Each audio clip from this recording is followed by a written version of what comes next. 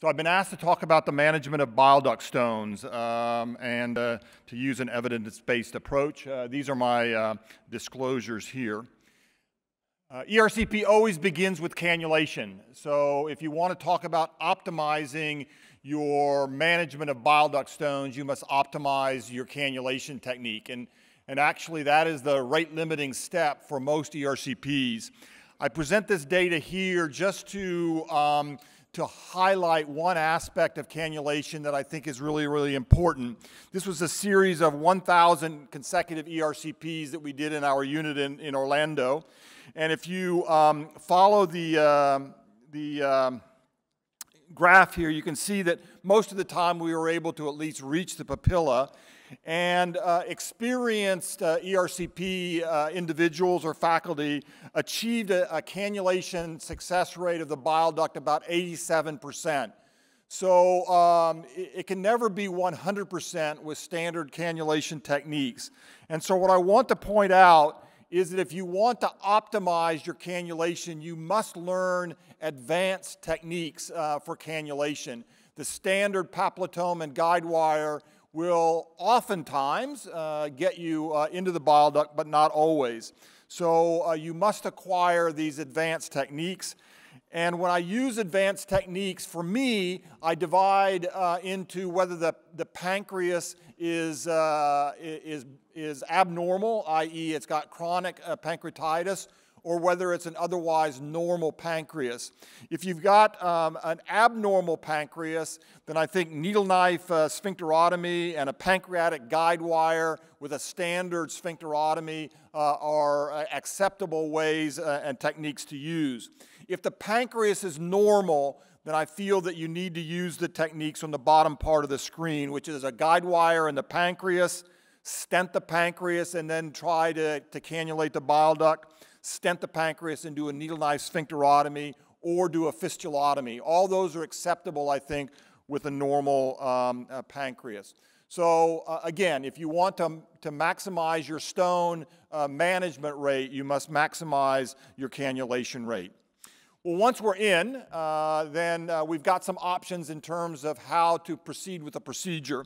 There have been studies done looking at sphincterotomy. That's one of your options. The other option is balloon dilation of the bile duct.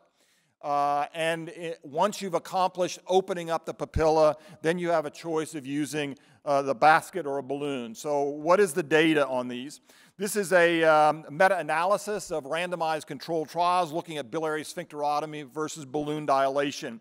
And you will see here that the success rate, it was basically equivalent for the two. And the complication rate in this meta-analysis was also comparable. The bleeding rate obviously is going to be less for balloon dilation than it is for sphincterotomy, but the pancreatitis rate is higher. And all of you may be aware of the randomized trial done in the United States. It was stopped because of a couple of deaths and the very high pancreatitis rate. So in the United States, unless there is some other mitigating factor, we do not use balloon dilation because of this pancreatitis rate. Also, the need for mechanical lithotripsy is much higher if you're going to do a primary balloon dilation. This is another study looking at similar kinds of data, a Cochrane review that was done more recently, a little bit more recently. And you can see here that in this particular analysis of the existing data, it slightly favored sphincterotomy over balloon dilation. Again, it shows a greater need for mechanical lithotripsy for balloon dilation, and balloon dilation carries a higher risk of pancreatitis. There was the bleeding rate, however, was significantly lower in the balloon rate. For me, at least, there are some circumstances in which primary balloon dilation is still my procedure of choice. That would be in patients with coagulopathy, those with a periampullary diverticulum, and surgically altered anatomy are all circumstances in which I will either do no sphincterotomy or a very, very limited sphincterotomy because of the anatomy. Do you use a basket or balloon to extract the stones? Well, I think it's sort of a little bit your preference. Here is a non-inferiority study coming out of Japan, looking at 184 patients, but all stones less than 11 millimeters, so no large stones in this trial. You can see here 90 patients, about 90 patients in each group, and overall the extraction rate was the same, whether you use a balloon or a basket. The complication rate, interestingly enough, was higher in the balloon, but it did not reach statistical significance. I think that despite this sort of equivalency, most people, I think, will go first to a balloon because of its ease of use, its utility in doing an occlusion cholangiogram, or what I call a completion cholangiogram, to make sure that the bile duct is clear. It avoids the risk of an impacted basket, and it maintains wire cannulation. So I think that statistically and by studies that are done, they're equivalent, but I think most of us would go to a balloon first for stone extraction. So that is routine stones. Now I want to move to the management of difficult bile duct stones. This has many sort of definitions to it. These are sort of a compilation of what I think it is. It can be impacted either in any part of the GI tract. It can be intrahepatic if the stones are intrahepatic. Stones that are larger than the distal bile duct, small fragments in a very, very large bile duct, and stones above a stricture are all situations in which they are difficult bile duct stones. This is just a cholangiogram showing many of the features of a difficult bile duct stone. You can see here that the stones are packed and impacted into this proximal part of the bile duct. You can see that the lower end of the bile duct is substantially less diameter than the diameter of the stone. So you can look at this cholangiogram and you can know that this is going to be a difficult case to clear the stones in one go. We know now that large balloon dilation has clearly come into our algorithm for management of large bile duct stones. You just see here a sequence of the procedure. You position the balloon across the papilla. You can actually look through the balloon to watch your dilation. You're usually left with a gaping orifice here. And here the advantage is that you can really remove large bile duct stones intact with this technique. So this is a large balloon sphincteroplasty. So what does the data show? Well, this is a study showing comparing complete sphincterotomy, so really going to the edge of the duodenal wall versus a limited sphincterotomy plus large balloon dilation. And you can see here that the stone clearance rate, there was no significant difference in this study. The requirement for mechanical lithotripsy was higher in the complete sphincterotomy group. The requirement for mechanical lithotripsy in those stones greater than 15 millimeters was quite significantly different between the two, and the morbidity was no different. The thing about this study is that it took all stones. So this was not difficult bile duct stones, this was all stones. I think that's why there was an equivalency in removal. Here is a complete sphincterotomy versus limited sphincterotomy and large balloon dilation, but it was included only large stones. So I think a more homogeneous group to make this study. You can see here that there was a significant difference in stone clearance if you only dealt with large stones, favoring large balloon dilation. The requirement for lithotripsy was much higher in the complete sphincterotomy group, and the morbidity, interestingly enough, was the same. That should be 9.3%, not 93%. So equivalency in terms of morbidity. So for large stones, a mechanical lithotripsy, large balloon dilation is better than complete sphincterotomy. So this is a large balloon dilation trial versus mechanical lithotripsy. If you have those two, you've got large stones. Do I do a large balloon dilation, or do I just do a sphincterotomy and do mechanical lithotripsy?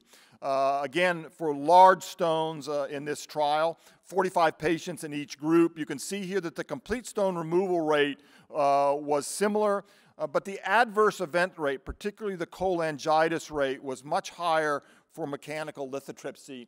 So I think that while the stone extraction rate may be similar, I think when you break up stones, rather than being able to remove them intact, it can create some difficulties, both in stone clearance, and you can see here in the cholangitis rate. So I think overall, if the efficacy is the same but the safety is better, it favors a large balloon dilation if you can do it. Here's now we're moving into more sophisticated technology, and this is using cholangioscopy and either laser or EHL lithotripsy. This was a trial done by James Buxbaum in LA, a randomized trial looking at conventional therapy, as defined here with sphincterotomy, large balloon dilation, and mechanical lithotripsy versus single operator cholangioscopy with laser lithotripsy in conjunction with sphincterotomy. The problem, a little bit of the problem with this trial is that in the cholangioscopy group, they were actually allowed to use large balloon dilation also and mechanical lithotripsy as well. So I think it favored the cholangioscopy group, and it was a 2-to-1 randomization. So you can see here that the stone clearance rate for the cholangioscopy group was significantly better than the stone clearance rate in the standard or conventional therapy. The median time obviously was much greater when you use cholangioscopy, and the cholangitis and pancreatitis rates were no different. So certainly the addition of a sophisticated technology that allows you to really break up the stones, if you look at it in a randomized fashion, was helpful. This is a cholangioscopy and EHL, not laser, but EHL versus large balloon dilation for complex stone management. Again, a randomized trial published in 2018. So this was 100 patients, but interestingly enough, they did not allow mechanical lithotripsy. So this was the large balloon dilation versus cholangioscopy. And here, the stone removal rate, complete stone removal rate, was actually higher in the cholangioscopy group. The procedure time was significantly greater for the cholangioscopy group. The adverse event rates was no significant difference. So again, there was no significant difference between these two in terms of stone clearance, and the procedural time was much greater. So from a cost standpoint, this overall favors large balloon dilation over cholangioscopy in this particular trial. So we've conducted a trial at our institution. Dr. Bang and Dr. Veeradarajulu were pioneering this stone management trial. And we took large stones. We randomized patients to either single operator cholangioscopy, and we used laser lithotripsy in our unit versus large balloon sphincteroplasty. And if it failed, if the primary modality failed, then you could use mechanical lithotripsy and crossover. The primary outcome for us was predictors of success. So, and then also stone clearance in one session. A secondary outcome was cost. So we had 66 patients, and the success in the first treatment, so the index treatment, favored single operator cholangioscopy with laser lithotripsy. So we had a 91% success rate for the first go around, and large balloon dilation was only about 50% for the index ERCP. When we did multivariate logistic analysis, it favored the use of single operator cholangioscopy, but this is the take-home message is in this part of the study.